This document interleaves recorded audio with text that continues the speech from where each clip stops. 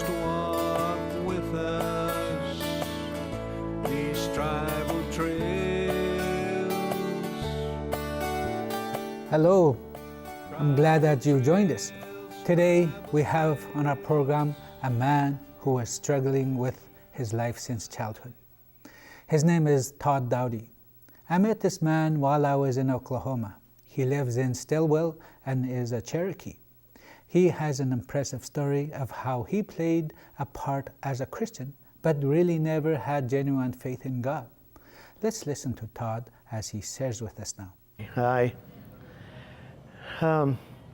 was raised in and around church most of my life. I had a grandmother that I lived with more than I'd lived with my mom. My mom worked a lot and she was a single parent.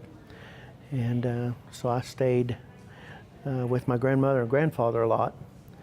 My grandmother became a Christian, and she was the first one to begin to really tell me about Jesus.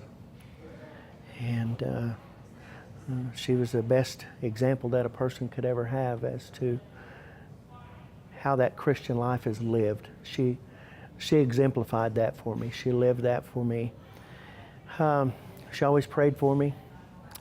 She told me about Jesus, growing up as a teenager, and I didn't become a Christian until much later on in my adult life, but that seed had been planted in my life by my grandmother, who was very faithful to the Lord.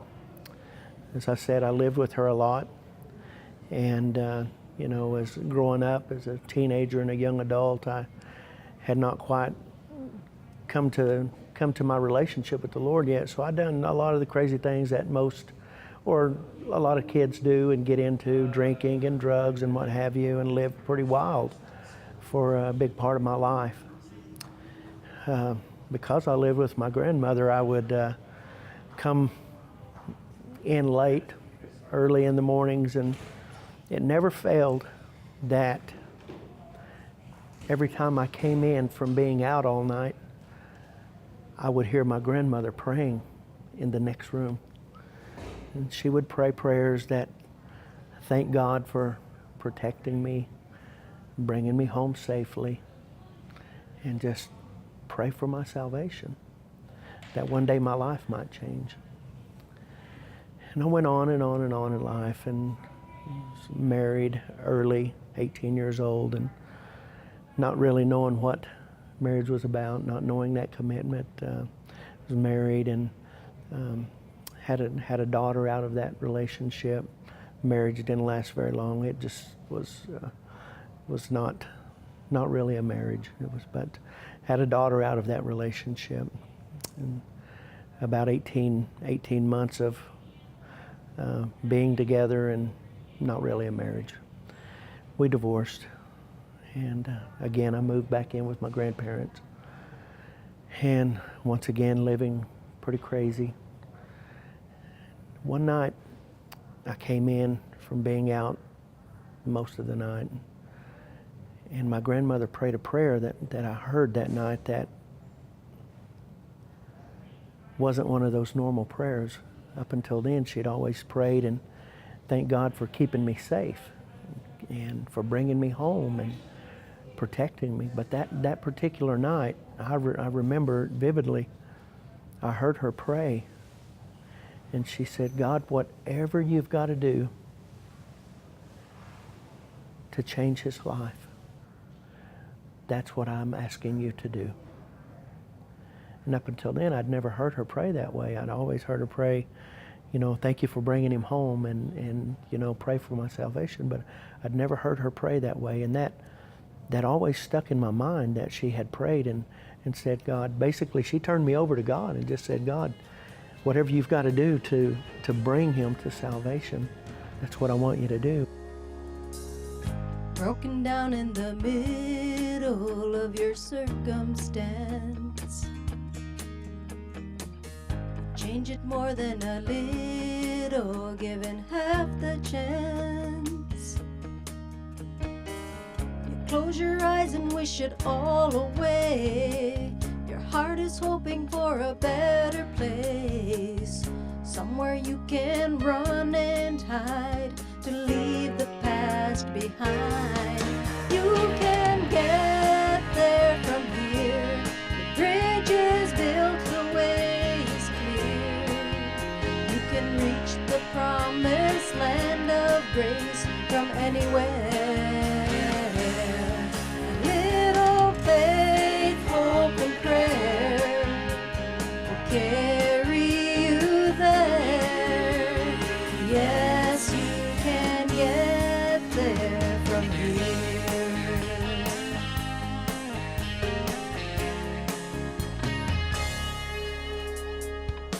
No need to live in the shadow of your darkest doubt.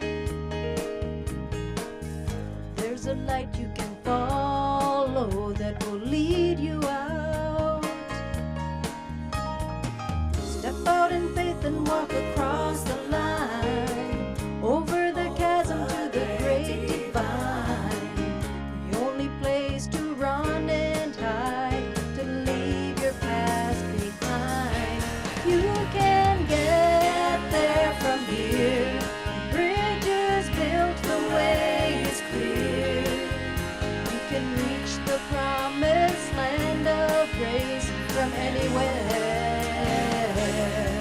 A little faith, hope, and prayer will carry you there. Yes, you can get there from here. We can touch heaven's heart from here. Peace is never far from here. We can all reach out and touch eternity.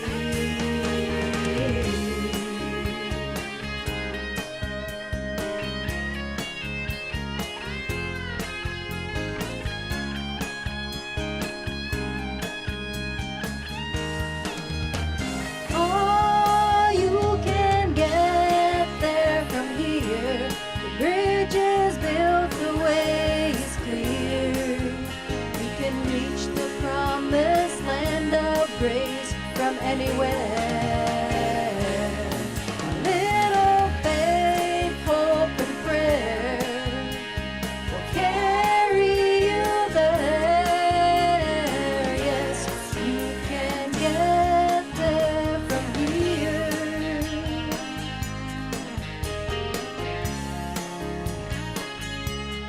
There from here.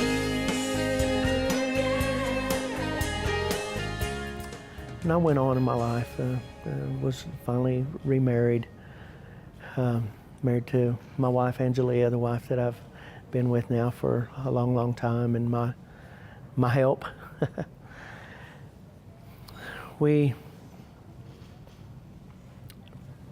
Her daddy is a pastor, and so she was raised in church. She already knew the Lord. I had made a profession of faith prior, but nothing really changed in my life.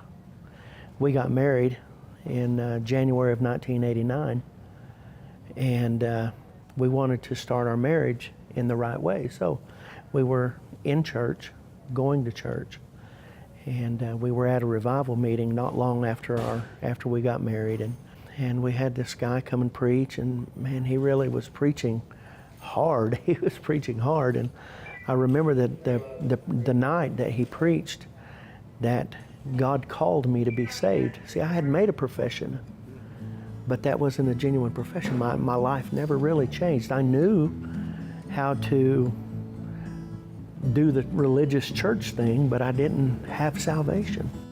Now the purpose of the commandment is love from a pure heart, from a good conscience, and from sincere faith, from which some, having strayed, have turned aside to idle talk, desiring to be teachers of the law, understanding neither what they say nor the things which they affirm. And so I'm at this revival, and here I am leading worship and holding all these other offices in the church. And that night in revival, God began to deal with me. He began to say, you need to be saved. And I was terrified. I was in my mind going through, well, if I say that I've not been saved and now want to be saved, what will people think? You know, well, you have these offices in church and and now you're going to be saved. And so all I knew was that I needed Jesus that night. I couldn't wait for the invitation. I don't even think the minister finished the prayer. And I found myself at the altar and I was asking Jesus to come into my heart. That was April the 19th of 1989. God changed my life that night. I became a genuine believer. In this particular church that I was in, I think it was just assumed that because I had been a member and had been coming, that it was just assumed that I knew how to live the Christian life. But that's one of the things that I feel like we miss in a lot of our churches, is that we don't disciple new believers. Todd is right. As Christians, we don't take time to disciple new believers. We offer new believers to read books or take courses, and we say that we'll pray for them. However, there is no substitute for spending time with people to read the Bible and to pray over issues together. As we do this, we are actually building the Church of God. I am reminded of what Jesus said to his disciples in Matthew chapter 20, verses 19 and 20. Go therefore and make disciples of all the nations, baptizing them in the name of the Father and of the Son and of the Holy Spirit, teaching them to observe all things that I have commanded you. When we don't disciple new Christians, we will be disappointed in their growth, just like what will happen to Todd. Let's listen to his story. And so it didn't take me very long to get discouraged and kind of lose my way, so to speak. I got discouraged about things and just in my immaturity spiritually. I left the church. But only this time it was different. I knew that I was born again, I was saved. But I left the church. I was hurt, things had happened, transpired in the church that I was in. And so I went back out into the world. And you and I know that that's a difficult thing to do when you've been born again. But it happens. If you're not discipled, you're not taught, you're not encouraged in how to live the life, then a newborn Christian can be discouraged quickly. And that was my case. So I drifted in and out of church, trying to find my way back in and out, and just always trying to find my way. In 1994, my wife and I lost a 4-year-old daughter in a really bad car accident. And at that time, I was not in church. And I became bitter at God because I couldn't understand how a God that I'm told loves me so much could take away one of the most precious things in my life and hurt me so deeply. So that was one of those things, and that was kind of a life changer. I wished I could say that it was at that time that I fell and repented and came back into the relationship with God. But it made me bitter, and I was angry with God, and I began to drink, and I began to get involved with drugs, meth, and I spent about 6 or 7 years of my life being overcome by a meth addiction and alcoholism. And it was losing my daughter was only a part of the way God was orchestrating things in my life to bring me back to a place to where He wanted me to be. Meth addiction took over my life. But it was different because I was a child of God. And a lot of people would say, well, how can you be saved and go out and live that kind of life again? Well, I don't know what everybody else's experience is, but I know what my experience is. And I was saved. And I can't explain why things happened that way in my life, but I know that the Bible says that all things work together for good. for those that love the Lord and who are called according to His purposes. It's been a big circle in my life. God has brought me to a place to where I realize that there's nothing more important in my life than my relationship with Him.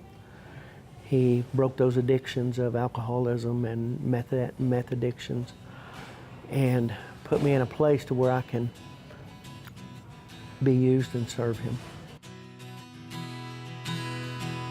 Have you ever been so discouraged?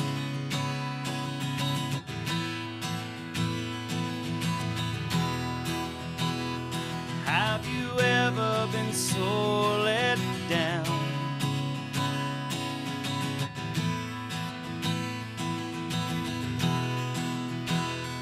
Do you battle with the scars of rejection?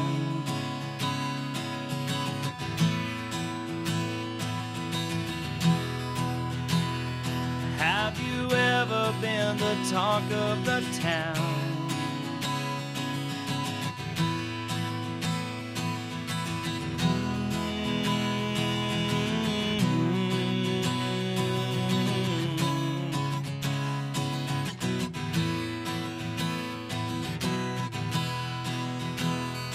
Have you ever been so uncertain?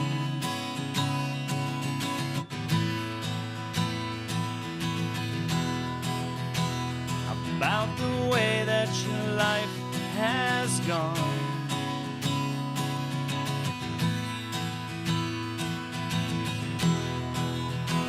And all the castles of sand have fallen.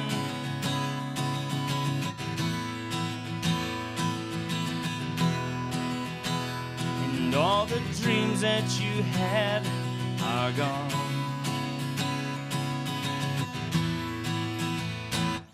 When I don't understand the things in life,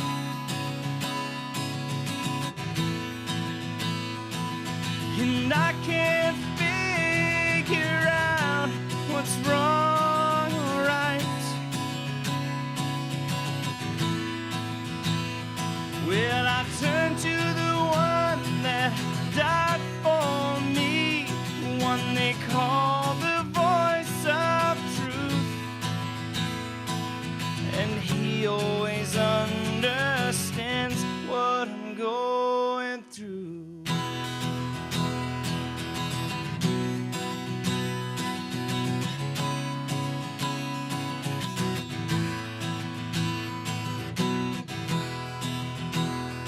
Have you ever asked yourself what truth is?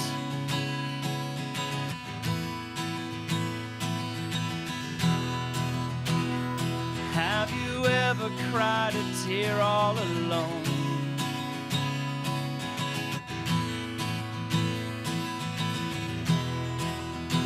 And have you ever wondered, God, where are you?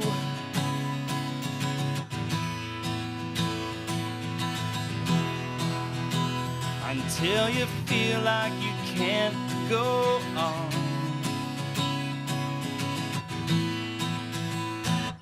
When I don't understand the things in life, or when I can't figure out what's wrong or right, well, I turn to the one that died for me, one they call the voice of truth, and He always understands what I'm going through.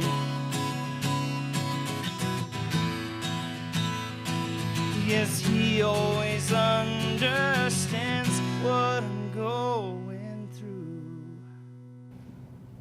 One day I got really, really bad sick, and I thought I was having a heart attack from the meth that I was using, and it turned out that I had a bacterial pneumonia and a collapsed lung, and I just got really sick and ended up being in the hospital. Never was admitted in the hospital in my life other than being born that sick. And while I was in the hospital, God began to work really in my heart, softening my heart, preparing the way to bring me back to fellowship. I got real sick and I was in the hospital a few days, and I knew why I was there. It was because of the addictions and the way I was living. But God was calling me, drawing me back into a relationship with Him, and I was ashamed that I'd let my life go that way. I was ashamed that how could I ever come back to the Lord after turning my back and going back out into the world. But you know, the thing about serving the Lord is His forgiveness is always there. It's always there. And we just have to be willing to accept His forgiveness. Well, in the hospital, I end up being transported to a larger town, a larger hospital where they could deal with my sickness. And when I got there to the hospital, I was in terrible pain. I had a collapsed lung. And the doctor comes in that afternoon, and I remember what he said to me. He said, I've got good news and bad news. And I said, well, I need some good news.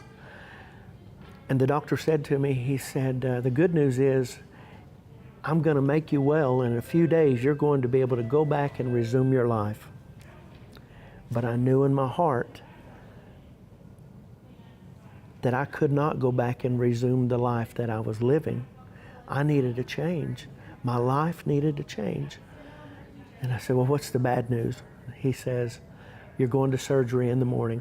We're going to reinflate your lung and help you with the infection, and that's the bad news. You're going to surgery in the morning.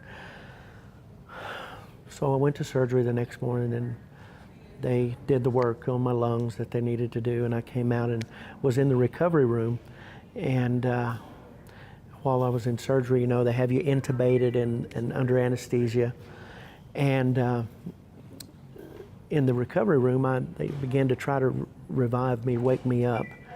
And my body and my lungs were so badly damaged from just the abuse that I was giving myself physically through the drugs and alcohol that it didn't want to revive. And I couldn't breathe on my own after they took the breathing, you know, oxygen off of me and everything, and I couldn't catch my breath.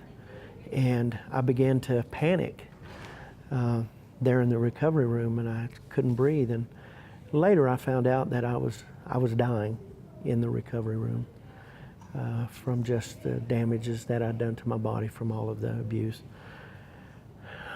I remember thinking, is this it? Am I going to die today? And I tried to relax and try to breathe, and it just wasn't happening. I began to panic again and flail around, and I was about to black out. And I remember closing my eyes and thinking, you know, I'm going to die. And I felt somebody grab my hand, and I opened up my eyes, and here's this guy that I'd never seen before in my life. I didn't have any idea, no clue who this guy was. And he says, out of the blue, he says, God's got things for you to do. God saw me, and He knew about my weakness, and He knew that I was sinking deep in sin. He heard the prayers, He saw the tears of all my loved ones. God reached way below the bottom for me that night. God reached way below the bottom and took my hand. He didn't care if I was the world's most foolish child. He took my heart, He took my soul, He took my mind. God reached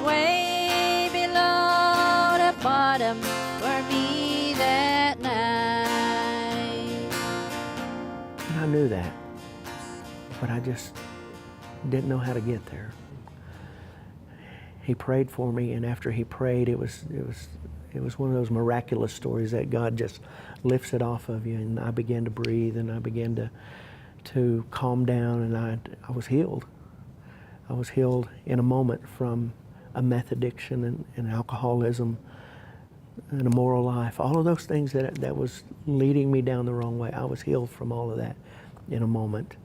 And I thought later on that might have been an angel, but it wasn't. It was a guy, it was my angel. It was a man that worked there in the hospital, and he told me later on, he said, you were dying. You were literally dying, and they were going to let you die. But God changed my life that day. And from that moment, I've tried the best that I can to live the life that God's called me to live and grow up in my salvation. That's been 1999. So there's a 10-year span in there that I knew the Lord, but I wasn't living the way that God wanted me to live. But God changed my life that day. Thanks, Todd, for sharing your story with us. How about you? Are you struggling with addictions? Addictions comes from many forms. Someone had made a list of over 100 addictions, and most of them are not illegal, such as work, food, shopping, and so on. But addictions can take on dependency of God and separate us from Him. Do you try to quit only to find that you fall back into it again? God wants to help you, and so do we. We have a book called When You Just Can't Stop, and we want to give you one if you would contact us at TribalTrails. Todd has an important message he wants to give you before we go. You may be there today and you may think that there's no hope. There's no way, that the addictions are too much. But I'm here to tell you that that's not the truth. I've learned, it's my experience, that Christ makes all the difference. If you can find your way to trust Him with the addictions that have a hold of your life, and trust Him with your whole life, and I know that's hard when you're bound by addictions, but if you can find a way to just call out to Jesus, He'll help you. He helped me. He took my hand and lifted me from out of darkness. He took His blood, His precious blood, and washed me clean. He took my fears, He took my pain and all my sorrow. God reached way